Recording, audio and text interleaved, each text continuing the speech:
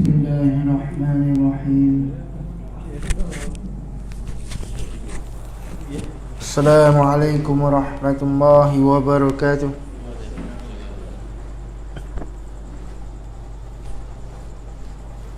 الحمد لله رب العالمين، والصلاة والسلام على أشرف الأنبياء والمرسلين وعلى آله وصحبه أجمعين. قال المصنف رحمه الله تعالى ونفع بعلومه في داري آمين. سبحانك لا علم لنا إلا ما علمتنا إنك أنت العليم الحكيم. ولا حول ولا قوة إلا بالله العلي العظيم.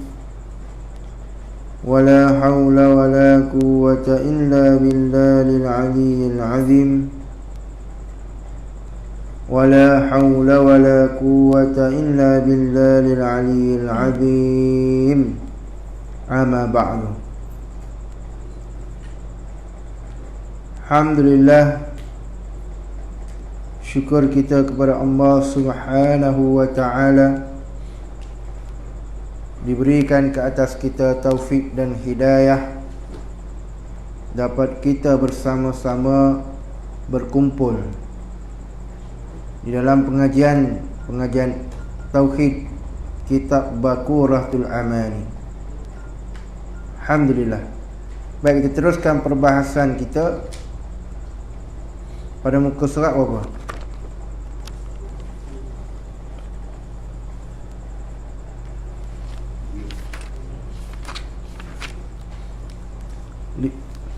Lima.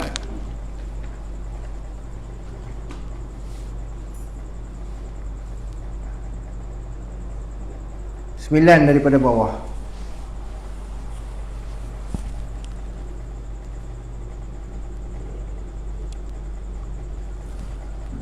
Sepuluh daripada bawah. Dan Maha Suci dalam kurungan. Bismillahirrahmanirrahim. Qala musani rahimahullahu ta'ala, berkata pengarang kitab Ba'dail Mekah, dan Maha Suci daripada lawan-lawannya, yakni lawan 9 sifat, orang panggil sifat istiqah tu, maka diketahui, yakni difaham daripada cakapan. Cakapan di sini dengan makna cakapan musannif, tuan kitab Ba'dail Mekah.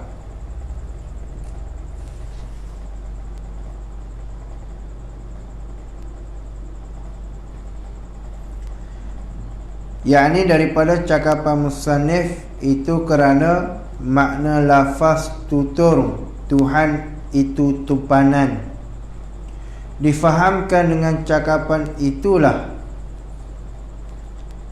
Cakapan tumpanan tu bahawa terkaya itu kelakuan, yakni kelakuan sifat bagi itu tumpanan.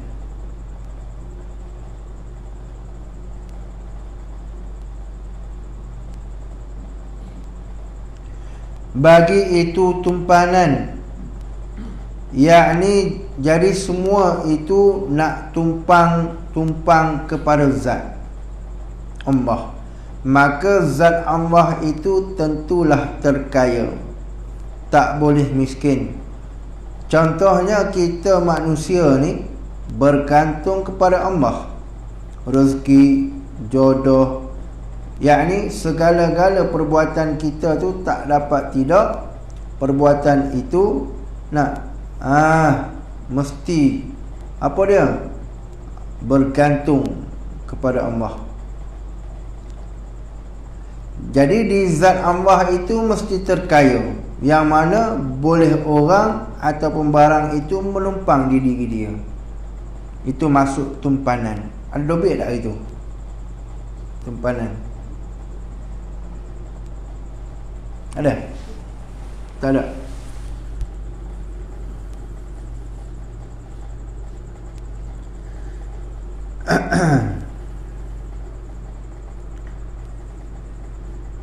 Dobit pada tumpanan.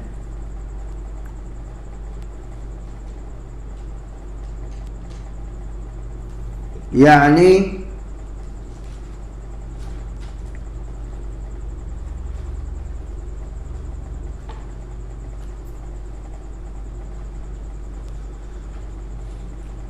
tumpanan tu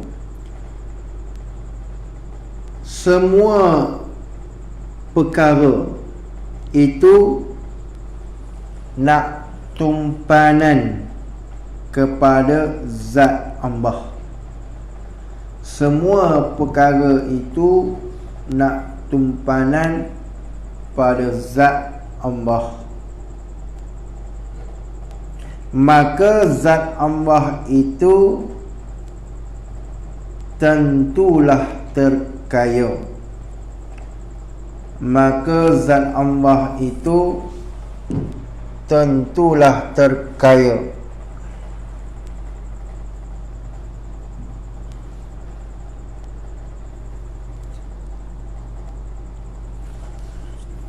Tak boleh miskin.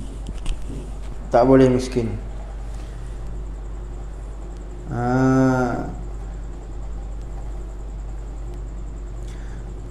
Habis. Kita manusia ni bergantung pada Allah. Rezeki kita bergantung kepada Allah. Jodoh kita bergantung kepada Allah. Yakni segala perbuatan kita tu tak dapat tidak mesti bergantung kepada Allah. Yakni sifat terkaya Allah. Tu maksud dia tumpanan. Banyak yang menumpang di Allah. Tumpang di diri dia tu. Itu maksud dia tumpanan. Sambung lagi. Tumpanan itu nisbah ke zat Tuhan. Nisbah ke zat. Tumpanan itu nisbah ke zat Tuhan. Semua perkara duk tumpang di dia. Semua perkara duk tumpang di dia, iaitu tumpanan dan terkaya. Iaitu tumpanan dan terkaya.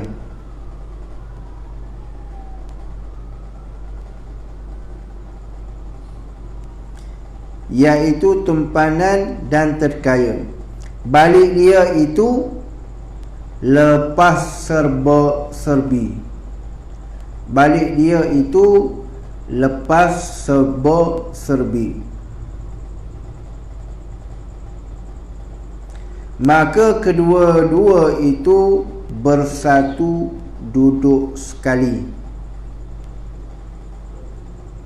Maka kedua-dua itu bersatu duduk sekali.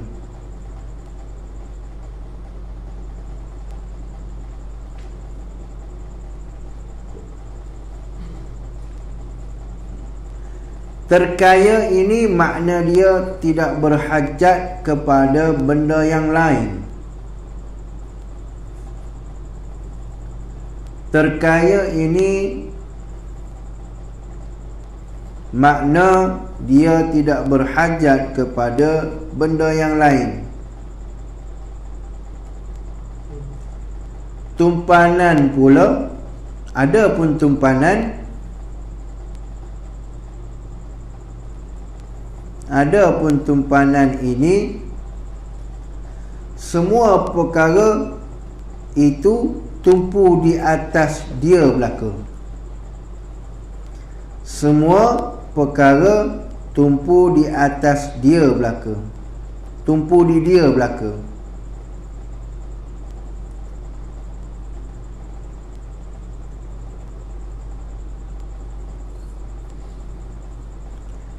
Itu maksud dia. Contohnya kalau kita tengok orang kafir kata kami tiada hajat ke Tuhan, nak jadi apa. Kita kata semua perkara tu kehendak ke dia belaka. Tiba-tiba orang kafir balik dia tu kata tiada kehendak di Tuhan. Aku buat sesuatu ni tak berkehendak dengan Tuhan, tidak bersangkut paut dengan Tuhan. Dia lain kan. Adapun kita ni mestilah bersangkut paut dengan Tuhan, kehendak ke dia. Jadi kalau ada beza tu nak jawab macam mana? Jawabnya berkehendak kepada Allah dengan makna tak lepas, walaupun dia kata tak berkehendak. Mesti berkehendak. Walaupun mulut dia tu kata tak berkehendak, dia tetap berkehendak. Orang kafir ni hak makan kita makan, cari dia nak mencari nafkah, dia berkehendak. Hak rezeki Allah Ta'ala bagi tu siapa dia punya? Allah Ta'ala bagi, Allah Tuhan lah. Hak rezeki hak dia makan. Jadi nak berhajat kepada rezeki, nakkan akan rezeki tersebut mesti berhajat. Itu berkehendak lah. Tak boleh lagi. Pada hakikatnya dia tak lepas. Dia nak boleh bergerak, mari dari Allah juga. Nak berjalan dari Allah juga, kan? Tu pandai lah tu kita panggil kat kitab tu. Sebab tu kalau kita tak faham lah ibarat dia tu, ibarat kitab ni, tak boleh faham. Kita tak boleh nak tangkap. Nak tu pandai ni lagu mana, apa yang nak disampaikan tuan kitab ni kepada kita, Pak Dai Mekah ni. Mesti berhajat orang kafir ni. Walaupun dia kata aku tak berkehendak pun dengan Tuhan kan?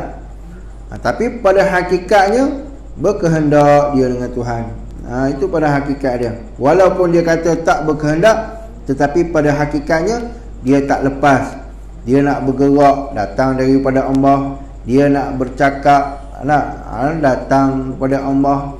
Boleh suap nasi kat mulut, datang daripada Allah. Semua mari pada Allah. Walaupun dia kata dia tak berkehendak kepada Allah, maknanya dakwa bibir mulut sahaja. Pada hakikat balik diri dia tu tak lepas. Itu makna berkehendak dengan tak lepas. Tak lepas. Berkehendak dengan makna tak lepas dia tu, orang kafir tu, orang yang tiada i'tiqad, tak ada pegangan tu. Dia kata aku ni tak berkehendak dengan Tuhan. Dia bercakap tu hak kuasa, kudrat tu mari ikut siapa? Mari daripada Allah. Dia nak boleh berjalan, mari ikut siapa? Dari mana kan? Nak makan, nak suap nasi, nak minum, nak bangun, nak tidur, itu semua memerlukan siapa hak bagi. Berkehendak dengan si dia lah. Itu maksud dia. Tupanan. Habis. Bahawasanya ada sesuatu yang tupanan bagi tiap-tiap yang lain, melainkan zat, yakni melainkan satu zat adanya. Zat apa? Yang apabila difikir-fikir padanya satu zat tu nyatalah bersepakai. Itu atas balik dah tu kan. Silap tu. Bahawa terkaya itu kelakuan, yakni kelakuan sifat bagi itu tupanan tu, bagi itu tupanan, dan yang bersatulah tupanan dan yang terkaya itu. Maknanya tupanan dengan terkaya tu dia bersama, bersatu.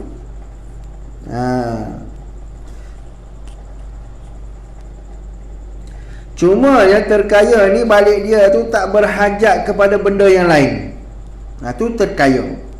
Adapun tumpanan ini semua perkara dia tumpu di dia belaka. Tu ada beza.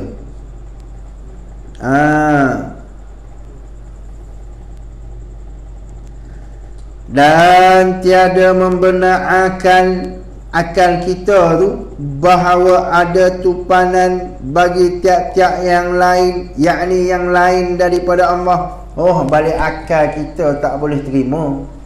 Nah, ada tupanan yang selain daripada Allah.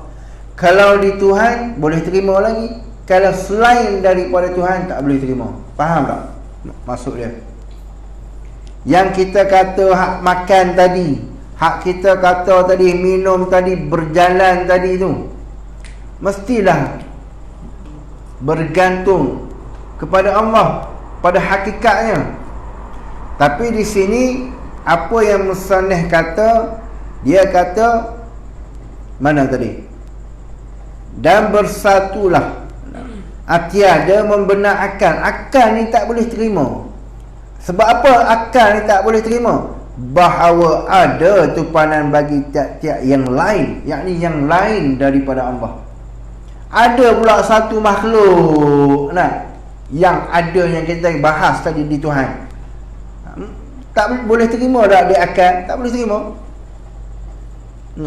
Ada satu orang terkaya, dia boleh bagi apa yang engkau nak.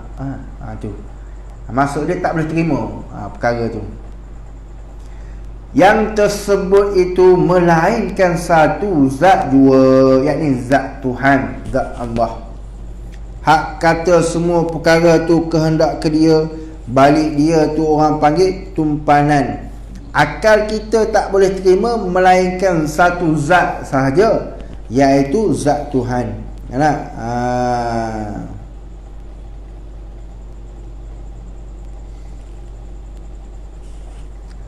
Tiada yang lain. Kerana apa? Jikalau berbilang-bilang, ni jikalau, persoalan. Jikalau berbilang-bilang, nescaya adalah yang lebih daripada satu itu, setengah daripada yang lain. Yakni tiada Tuhan yang lain, seperti firman Allah Subhanahu wa ta'ala, "Lau kana fi hima alihatun ilallah lafasa data." Kalau ada pada langit bumi Tuhan yang selain daripada Allah, lafasa data, nescaya rosaklah keduanya langit dan bumi. Rosak. Hak kawan berebut langit, hak kawan ni berebut bumi. Hak kawan tukar pula bumi dengan langit. Ni aku yang punya. Jadi bergaduh gitu. Untuk menunjuk kata Tuhan tu tiada melainkan satu saja, yakni melainkan satu zat saja. Ini zat dia. Sebab tu dia kata jikalau berbilang-bilang, tu jawab, nescaya adalah yang lebih daripada satu itu, setengah daripada yang lain. Mesti bila ada dua, mestilah ada orang yang salah lebih pada salah satu. Bergaduh dua tu. Bergaduh dua tu. Aku yang buat dia, yang hak kawan dia aku yang buat dia. Bergaduh. Mesti salah satu lah, nescaya. Jadi yang menumpang, maksudnya yang menumpang, salah satu antara dua tadi tu mesti ada bos. Mesti ada yang membuatkan akal yang lagi satu tu. Maka jikalau adalah yang lebih, itu tumpanan yang kita bahas tadi tu, bagi tiap-tiap yang lain.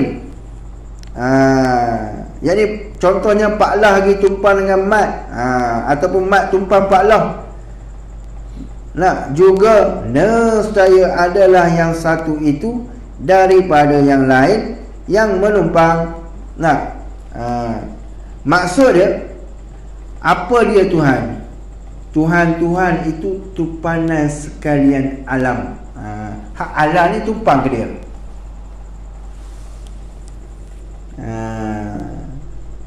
Sekalian perkara. Jadi semua perkara tu duk tumpang ke dia belaka.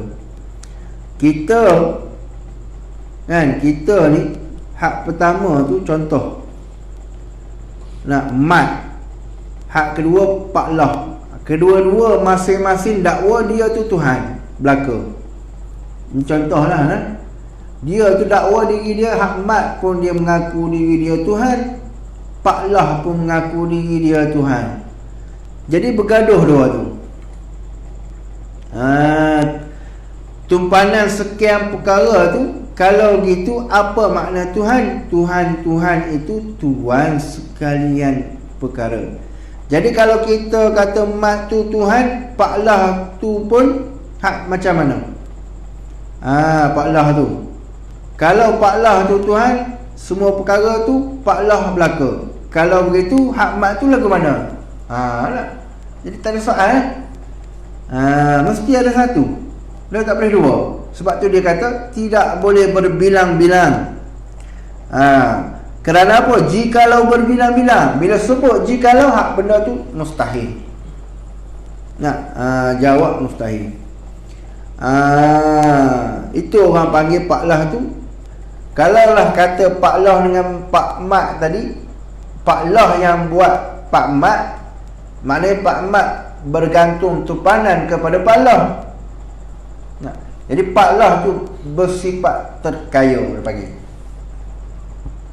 Supaya tadi kita hak perkara-perkara hak bergantung kepada Tuhan, iaitu kita panggil tumpanan. Tumpang mana? Tumpang pada terkaya Allah, zat Tuhan. Boleh secaya adalah yang lebih daripada satu itu setengah daripada yang lain yang menumpang. Maka jikalau adalah yang lebih itu tumpanan bagi tiap-tiap yang lain juga, nescaya adalah yang satu itu daripada yang lain yang menumpang. Maka tiadalah ia yang satu tu terkaya pula. Pak Lah tu tak kaya lah Pak Lah. Pasal apa? Menumpang pada Pak Mat. Betul. Kerana apa? Kerana jikalau terkayanya yang satu itu, nescaya berhimpun padanya yang satu itu terkaya. Maksud dia, terkaya itu bermaksud dengan sebab yang lebih itu duk tumpang ke dia. Itu orang panggil terkaya. Contoh kita kata Pak Lah Tuhan. Jadi semua perkara hak yang bergantung tu mestilah bergantung pada Pak Lah. Kalau begitu, Mat pun Pak Mat ni pun macam tu juga, bergantung pada Pak Lah. Itu orang Pak Lah tu terkaya. Macam kita makhluk ni semua bergantung dengan Tuhan, zat Tuhan lah. Jodohnya, rezekinya, yakni tiap-tiap perkara bergantung dengan dia. Maknanya dia tu terkaya. Terkaya sebab apa? Bagi tu tak kurang, bagi. Kawan ni miskin bagi kaya, kawan ni miskin bagi kaya. Hak kat diri dia tu tak terkurang langsung. Jadi diri kita tumpanan pada terkaya Allah. Nampak? Sebab tu dua perkara tu, tumpanan dengan terkaya tu beza. Kan? Tumpanan apa dia, Mat? Tumpanan. Tadi ada tulis tadi, tumpanan dengan terkaya. Apa dia? Tumpanan, apa dia terkaya?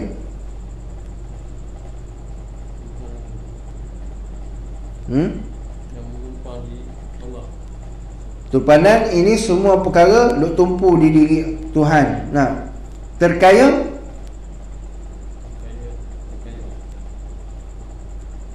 dia tidak berhajat pada benda yang lain. Tak berhajat. Kita ni nak kaya, kita berhajat kepada apa? Usaha. Nak keluar modalnya, berhajat tak? Berhajat. Dia tahu. Kita nak kaya, jenuh lah duk meniaga sabun, duk meniaga kopok, duk meniaga padi, duk meniaga getah, duk meniaga macam-macam perniagaan kita buat. Ataupun buat kerja ni, kerja tu, kerja ni, barulah datang kekayaan tersebut. Kemudian kalau silap jatuh pula jadi kurang. Salah sikit kira jadi kurang, kena pula kita pula sakit. tak boleh nak berniaga, tak ada pula rezeki di situ. Tu macam mana? Itu bukan terkaya. Terkaya di sini dengan mana dia bagi tu tak ada kurang. Bagi. Pendek kata, terkaya ni dia dengan makna apa? Dengan makna dia tidak berhajat kepada benda yang lain. Kita nak kaya, kita berhajat kepada barang. Contoh, supaya barang dengan barang itulah kita mendapat kekayaan. Kita meniaga barang tu, meniaga ni, meniaga tu. Adapun tumpanan tu, ini semua perkara tu duk tumpu di dia belakang. Tu masuk tumpanan. Jadi kedua-dua ni duduk satu. Gitu. Tengok lagi.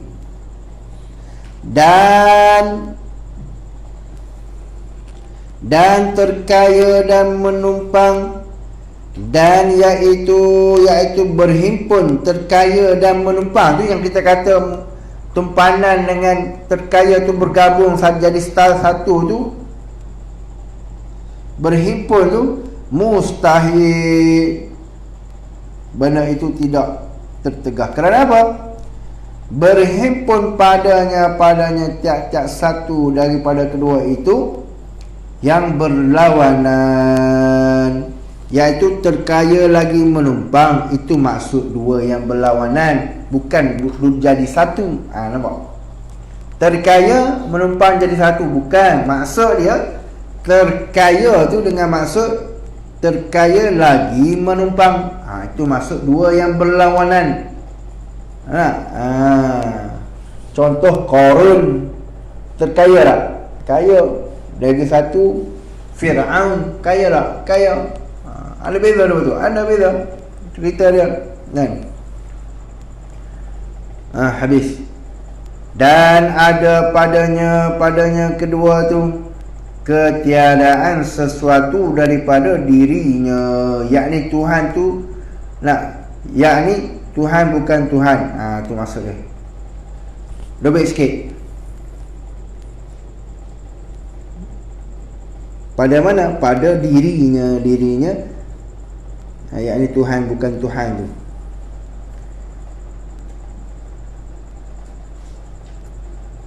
Yakni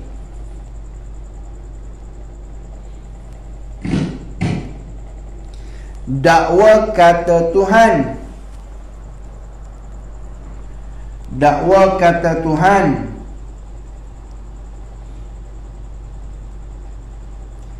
bila kita kira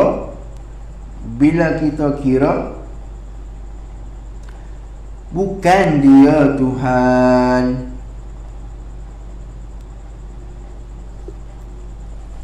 Dia nak jadi Tuhan ni kena ada dua perkara. Nak jadi Tuhan ni mesti kena ada. Yang pertama, balik dia itu terkaya.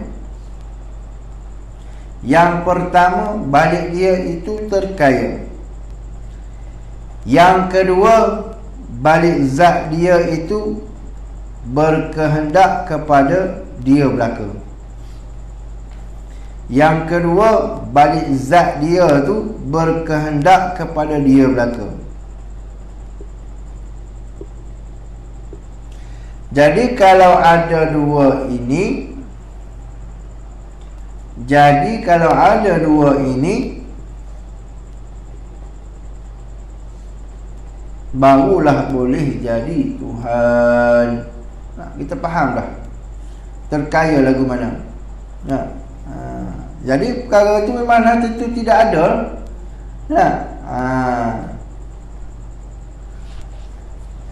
Cuma ni untuk kita nampak balik akal kita. Sebenarnya kita nak nafi buat apa? Sebabkan nak nafi tu barang tu mesti kena ada perkara hak yang kita nak nafi tu. Tetapi di sini tak ada nak nafi. Macam mana?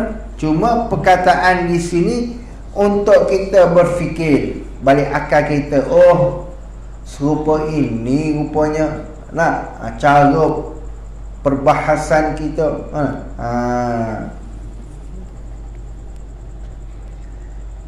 Demikianlah yang lebih daripada satu itu, yakni seperti yang satu lagi itu juga, pada pihak sama-sama berhimpun terkaya dan menumpang, itu makna demikianlah. Jadi nak jadi Tuhan tu, dia tak boleh berbilang-bilang, hanya kena ada satu sahaja, tak boleh bilang-bilang. Tuhan Mat buat Tuhan Pak Lah, Tuhan Lah buat Tuhan Z, tak boleh. Macam hak yang orang kafir, dia kata Tuhan tu ni, dewa ni lah, dewa tu, dewa Tuhan ni lah Tuhan. Banyak Tuhan. Tengok India pun banyak Tuhan. Hak Tuhan ni macam ni bentuk dia, Tuhan ni macam ni pula bentuk dia lah. Kita tak boleh fikir macam tu, tak boleh. Bersalahan dengan fikiran kita. Tidak, nanti dia bergaduh dua tu. Tu macam cerita kartun, gaduh kuasa, main kuasa. Kawan ni lawan kuasa ni, kawan ni kuasa ni. Lalah seorang mati, kawan ni jadi Tuhan. Mana boleh aku tu? Tu salah lah tu, pemikiran yang salah, i'tikad yang salah, pemahaman yang salah. Tak boleh. Nak jadi Tuhan ni, dia tak boleh berbilang-bilang, hanya kena Esa saja. Sebab tu Esa ni yang tunggal, tak ada satu, tak ada dua, tidak boleh dibilang-bilangkan. Sebab tu ada setengah ulama kata satu pun kalau boleh jangan sebut satu. Tuhan tu berapa? Satu. Sebab satu tu berbilang-bilang. Nak selamat Tuhan tu berapa? Esa. Tuhan yang Esa. Bukan Tuhan yang satu. Tuhan yang Esa, yang tunggal, yang tiada kedua, yang tiada ketiga. Kalau satu, ada boleh kedua, tiga. Sebab ada nombor kan, ada bilang-bilangan, berbilang-bilang. Dan nyata, nyata, yakni maksud nyata dengan makna terus terang. Teranglah kenyataan musannif ni. Pa'andai Mekah fahamlah. Nyata bagi yang mendengar, fahamlah kita bagi orang yang mendengar ni, dengan nafi, dengan sebab nafi pada kata la ilaha illallah tu, menafi tu. Artinya, arti mendengar dengan nafi itu mengaku orang yang berkata dengan ketiadaan. Apa maksudnya? Iaitu pada perkataan la ilaha illallah tu, tiada Tuhan tu. Maka kita orang yang mendengar retilah kata nafi perkara tu. Tu nanti kita akan bahas. Dan dengan isbat. Okey, baik. Jadi yang pertama, ada bit di situ sikit. Pada orang yang berkata dengan ketiadaan. Ada bit di situ sikit.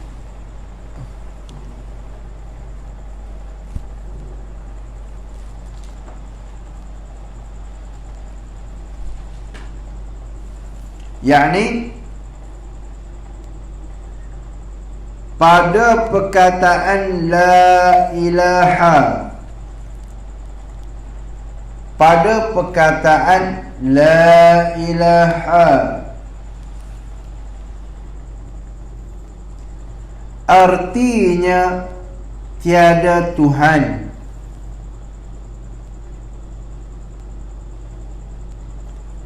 Maka kita orang yang mendengar. Ini pada peringkat yang pertama. Pada hakikat kita belum lagi, kita akan bahas lebih. Sebab tu dia kena tunggu sampai habis, mengaji sampai habis. Tak boleh mengaji sikit-sikit. Pada perkataan la ilaha illallah, artinya tiada Tuhan, maka kita orang yang mendengar retilah kata nafi perkara tu, kata nafi perkara itu.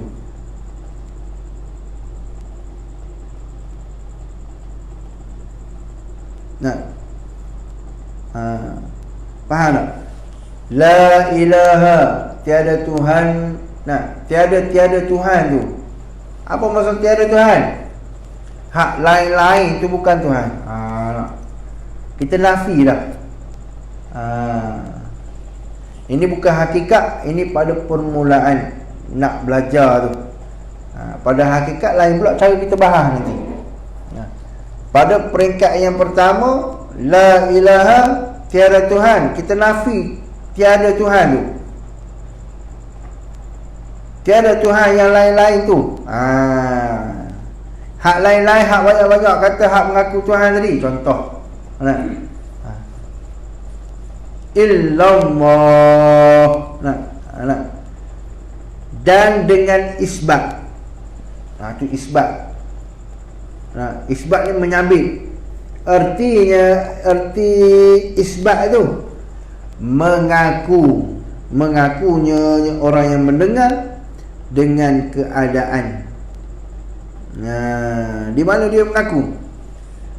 Masuk keadaan di sini ialah ada atau sungguh. Itu masuk keadaan. Isbat ni dia ataf dengan nafi.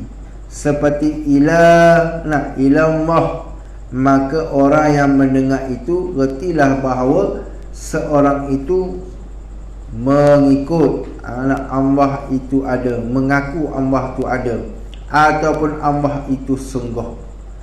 Illallah. Kita mengisbat, mengiyakan, mengkuatkan. Contoh, mak, aku nak pinjam RM5. Jadi kita nak jawab lagu mana? Nak mengkuatkan dalil perkataan tu.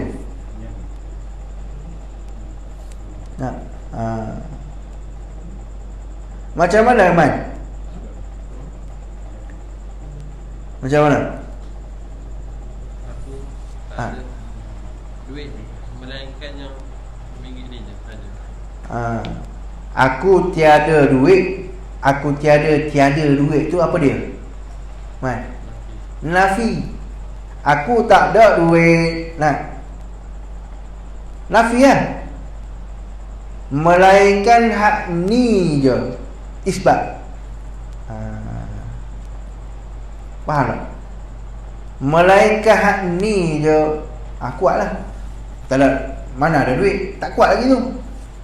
Tak kemas yang panggil. Aku tak ada duit. Tak ada tu kita panggil menafi. Menafi awal. Melainkan hak RM5 ni je, contoh. Itu dia panggil isbat. Jadi perkataan tu nak mengkemaskan. Sebab tu la ilaha illallah. Perkataan kalimah itu ialah kalimah yang kemas, yang teguh, yang kuat. Sebab tu dia ada menafi, nafi dan isbat. La ilaha, nafi, illallah, isbat.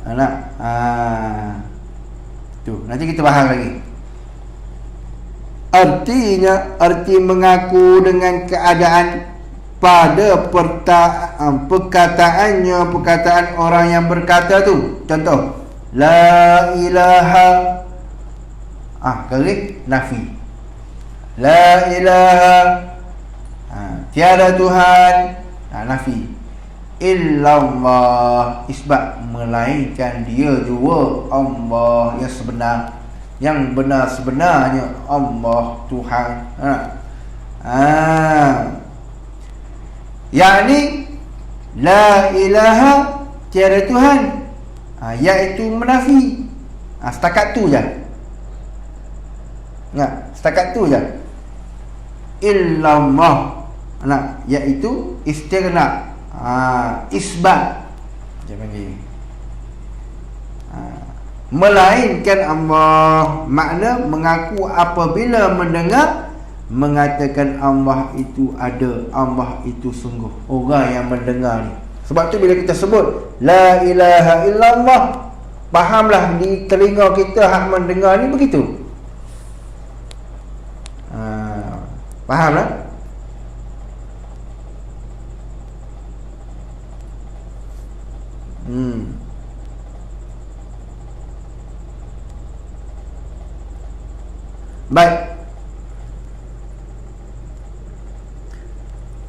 Perkataannya la ilaha illallah. Nah, oleh mengakunya orang yang berkata tu dengan bahawa Tuhan itu Allah Ta'ala Esa juga. Yakni bila kita dengar orang berkata la ilaha illallah, faham macam itulah.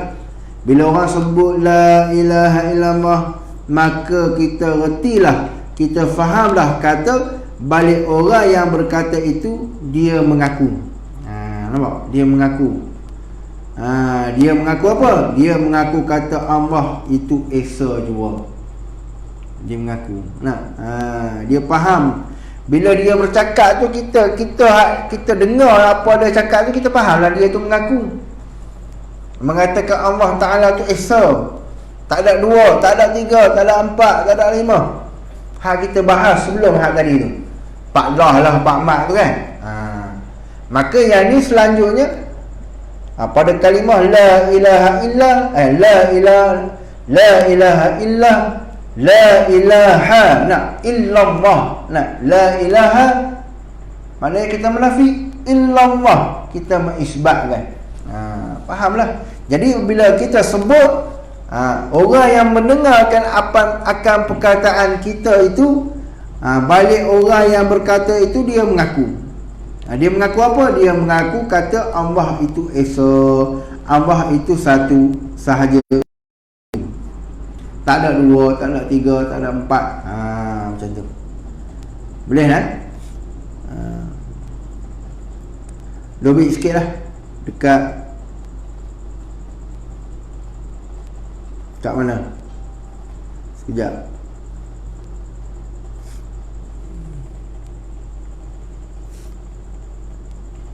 Dekat Esa. Allah Ta'ala Esa juga. Mengaku dengan bahawa Tuhan itu Allah Ta'ala Esa juga.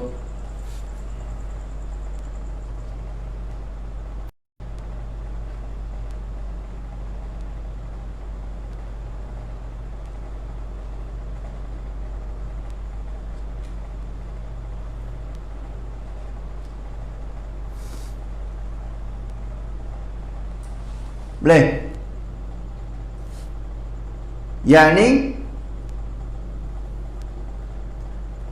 bila kita mendengar orang berkata la ilaha illallah,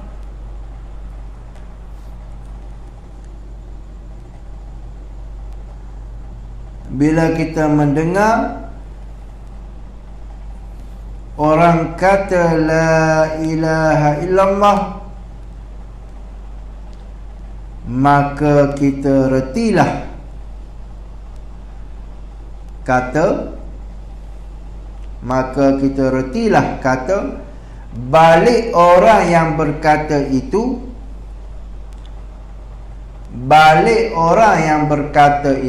dia mengaku.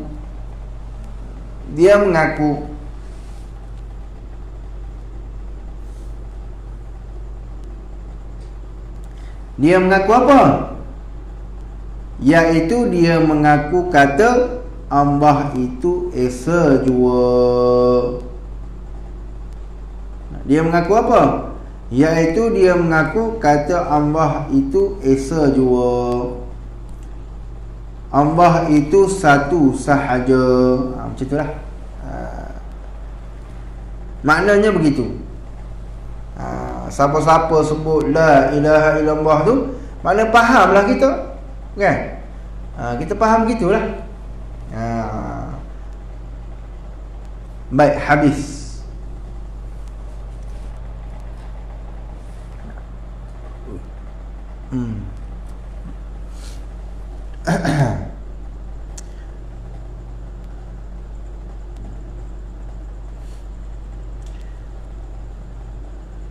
Tiada lain sekali-kali. Apa maksud tiada lain sekali-kali? Yakni tidak ada Tuhan, yakni Tuhan yang disembah dengan sebenar, itu tak ada. Melainkan hak adanya Allah sahaja.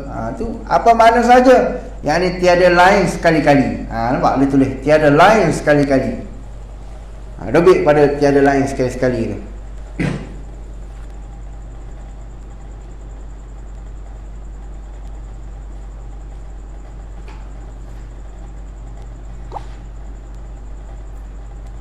yakni tidak ada Tuhan, yaitu Tuhan yang disembah dengan sebenar-benar. Yakni tiada ada Tuhan,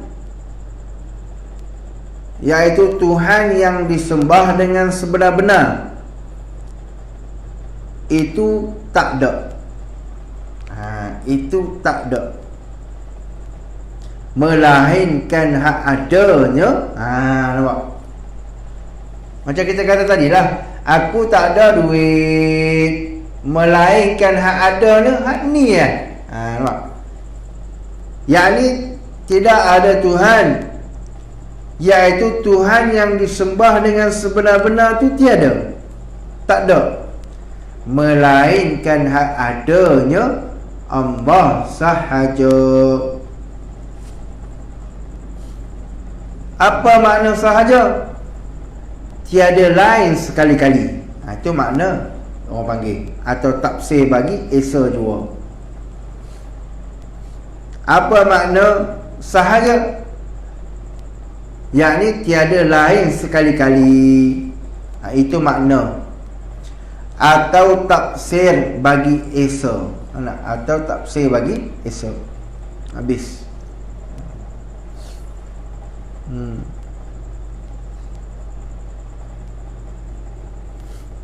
Tengok lagi. Tiada lain sekali-kali ia jualah. Ia Allah jualah Tuhan yang wajib.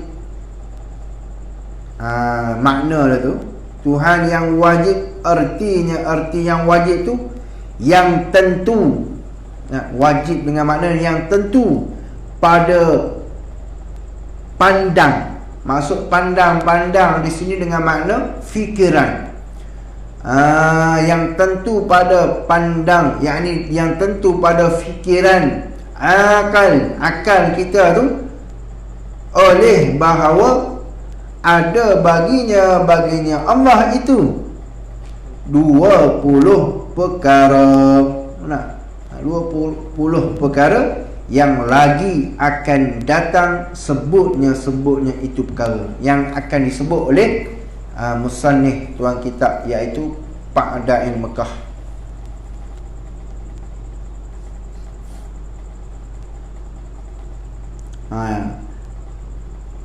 Bila seseorang itu kata Allah jua Tuhan, maka wajib bagi Allah tentu sungguh bagi dia tu pada fikiran akal kita.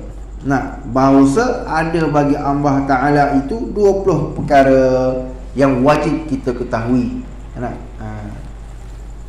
Jadi 20 perkara ni, adakah Tuhan tu bersifat dengan sifat 20 saja? Tak. 20 sifat ni ulama susun untuk melepaskan fardu ain kita. Adapun kata kesempurnaan Allah Subhanahu wa ta'ala itu banyak mana? Tak terkira. Wallahu a'lam. Tak boleh dikirakan. Cuma yang wajib kita belajar, wajib kita ketahui untuk melepaskan fardu ain kita itu 20 ulama susun. Imam Abu Hasan Asy'ari dengan Imam Abu Mansur Maturidi. Cuma ada selisih faham sikit lah, ada bahagian-bahagian dia, tetapi tidak menafikan di antara satu sama lain. Habis.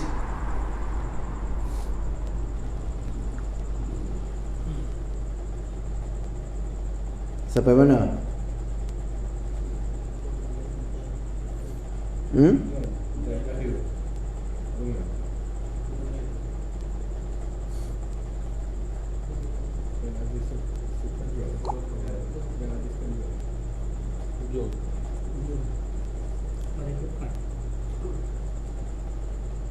Dan ada maksudnya, dan ada bagi 20 sifat tu, 20 perkara tu, sekalian sifat kamalat. Apa maksud sifat kamalat? Yakni sifat kesempurnaan. Sebab itulah kita kata tadi, sifat kesempurnaan Allah Ta'ala tu 20 je ke?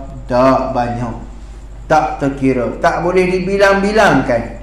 Cuma balik ulama tu nak 20 ni lah hak melepasi akan kefahaman awaludin ma'rifatullah tu. I'tiqad kita tu, aqaidul iman kita tu. Nah, 20 sifat ni yang patut dengan dia Tuhan tu, artinya arti kamalat, iaitu sifat kesempurnaan. Sifat kesempurnaan tu maksudnya sifat kamalat. Bila orang tanya sifat kamalat Allah tu banyak mana? Wallahu alam. Bila seorang tu kata Allah jua Tuhan, maka balik kita orang yang mendengar ni, retilah kata bahawasanya wajib bagi Allah tu 20 sifat, dan ada bagi Allah tu juga di beberapa sifat-sifat kamalat, yakni sifat-sifat kesempurnaan. Maka murad di sini ialah sifat kelebihan dan sifat kemuliaan. Itu maksud dia. Dobit sikit pada sifat kamalat.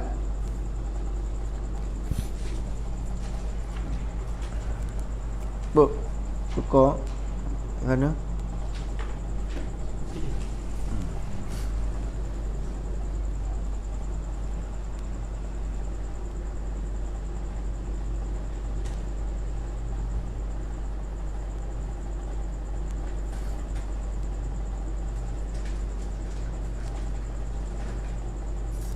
Yakni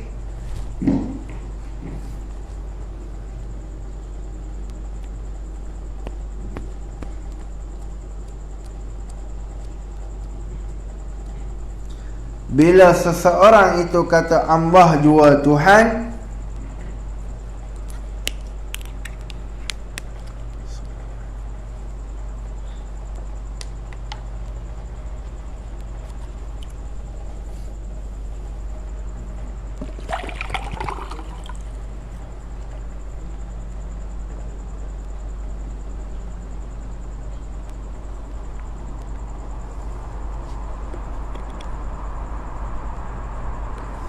bila seseorang itu kata Allah jua Tuhan, maka wajib bagi Allah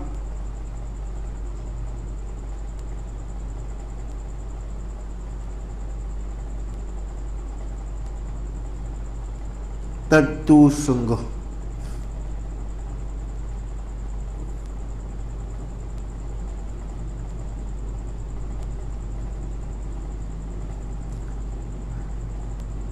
Maka balik kita, orang yang mendengar, retilah kata bahawasanya,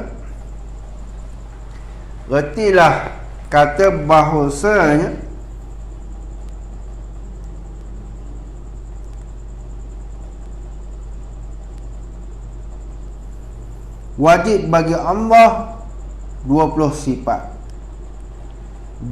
Wajib bagi Allah 20 sifat.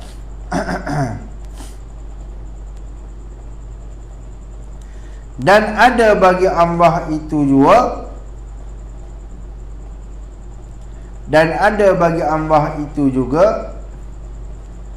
di beberapa sifat-sifat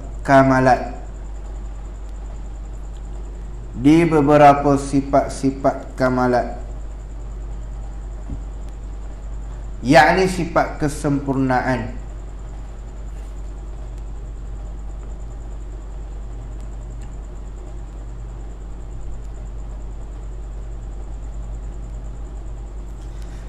Maka murad di sini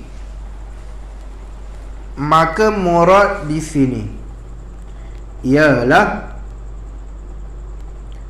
sifat kelebihan sifat kelebihan dan kemuliaan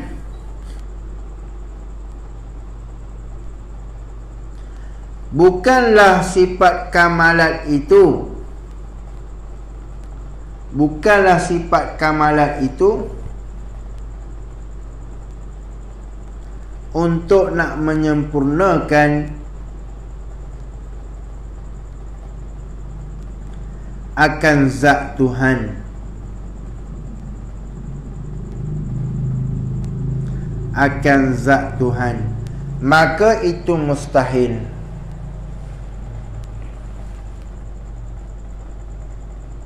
Kerana zat Tuhan itu,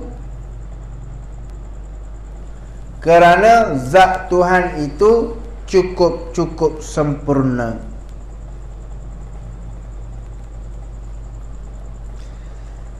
Tiada bersangkut dengan apa-apa lagi. Tiada bersangkut dengan apa-apa lagi.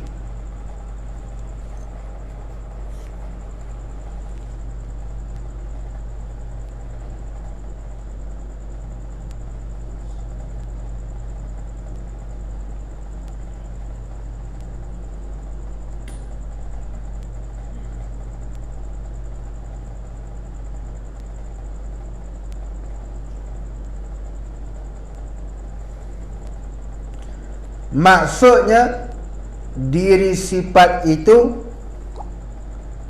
sifat yang cukup mulia. Maksudnya diri sifat itu sifat yang cukup mulia.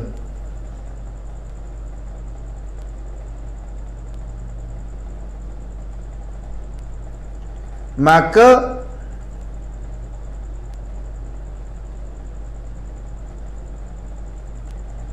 kesimpulannya,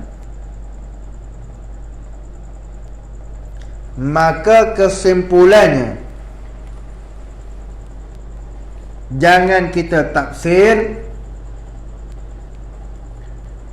makna sifat kamalat, sifat nak mensempurnakan akan zat. Jangan tafsir begitu.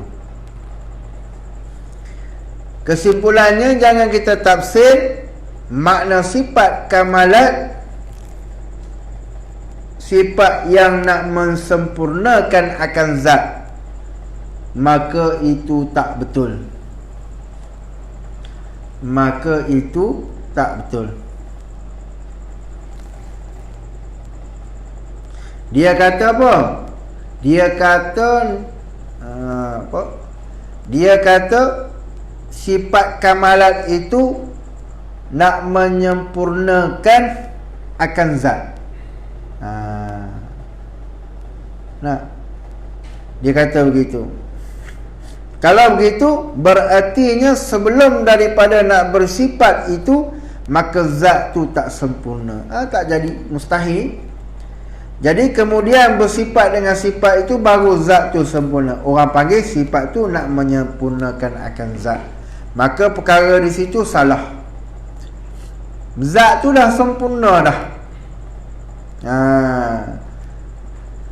Sedangkan sifat kamalat itu ialah diri sifat yang mulia. Maka gulawan dia zat mulia tu dengan makna sifat kamalat, bukan dengan makna sifat tu hanya sifat yang sempurna. Faham tak? Kerana zat tu dah sempurna dah, tak ada cacat celah dah. Cumanya kamalat tu sifat yang sempurna lagi mulia. Bukanlah kamalat itu nak menyempurnakan akan zat, bukan. Kalau begitu, sebelum nak bersifat dengan sifat tu, maka zat tu tak sempurna. Tak boleh. Dia mesti zat tu sempurna, bukan sifat tu yang menyempurnakan zat tu. Tu tak betul. Sebab tu ramai orang salah nak nak bahaskan sifat dengan zat ni, kan? Sifat kamalat Allah lah. Baik, habis.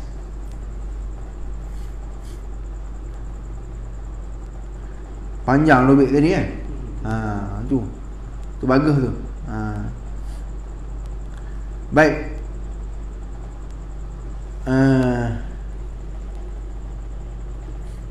Dan mustahil atas Tuhan segala lawannya, lawan yang wajib, perkara yang wajib tu, iaitu segala kekurangan. Wallahu subhanahu wa ta'ala a'lam. Kita berhenti kat situ lah. Betul itu?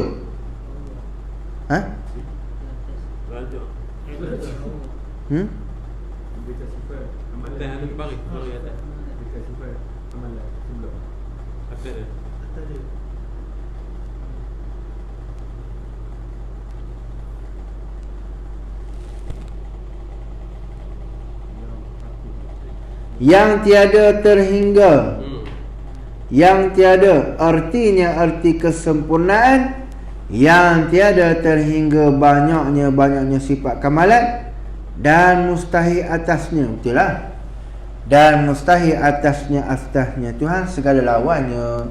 Allah subhanahu wa ta'ala a'lam. Berhenti situ lah. Berhenti pada mana? Arti kesempurnaan. Sifat kamalat. Ada sekalian sifat kamalat.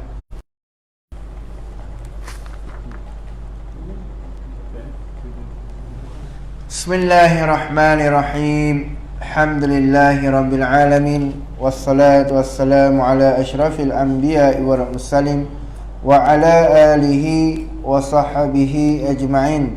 Allahumma arhamna bil Qur'an waj'alhu lana imama wa nura wa huda wa rahmah.